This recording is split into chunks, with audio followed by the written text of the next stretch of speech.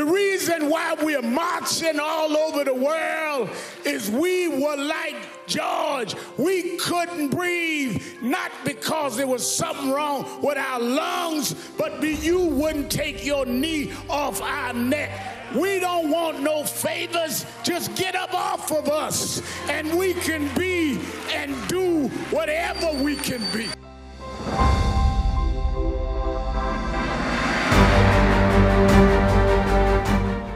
George Floyd's story has been the story of black folks, because ever since 401 years ago, the reason we could never be who we wanted and dreamed to be in is you kept your knee on our neck.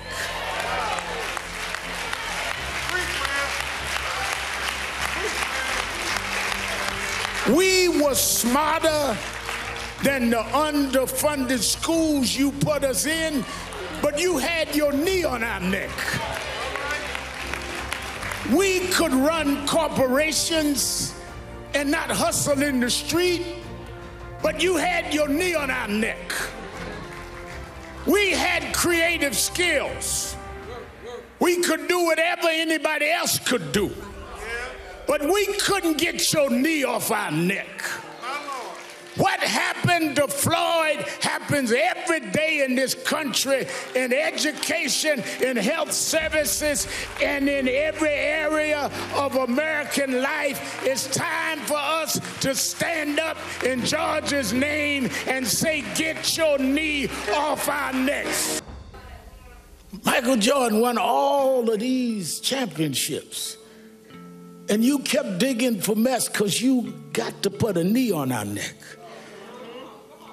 White housewives would run home to see a black woman on TV named Oprah Winfrey, and you mess with her because you just can't take your knee off our neck.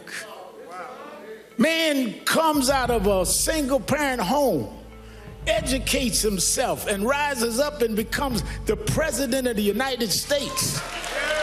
And you ask him for his birth certificate, because you can't take your knee off our neck.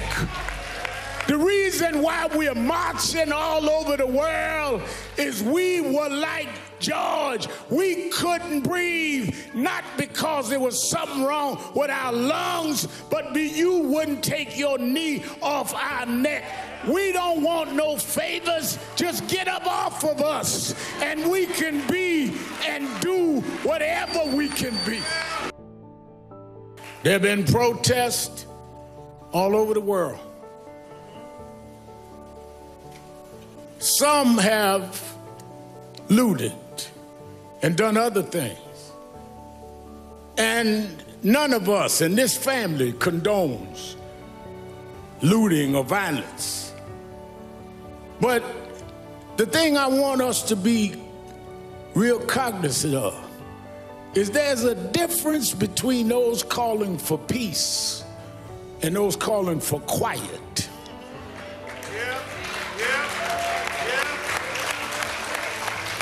Some of y'all don't want peace. You just want quiet. You just want us to shut up and suffer in silence. The overwhelming majority of the people marching wasn't breaking windows. They were trying to break barriers.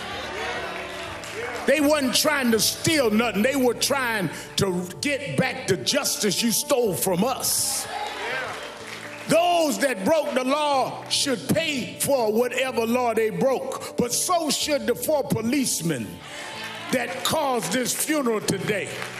We don't have a problem denouncing violence, Mr. Governor. We don't have a problem, Mr. Mayor, denouncing looting. But it seems like some in the criminal justice system have a problem looking at a tape and knowing there's probable cause, and it takes a long time for you to go and do what you see that you need to do. Because when I heard that George, at this point of suffering this brutal attack, called for his mama,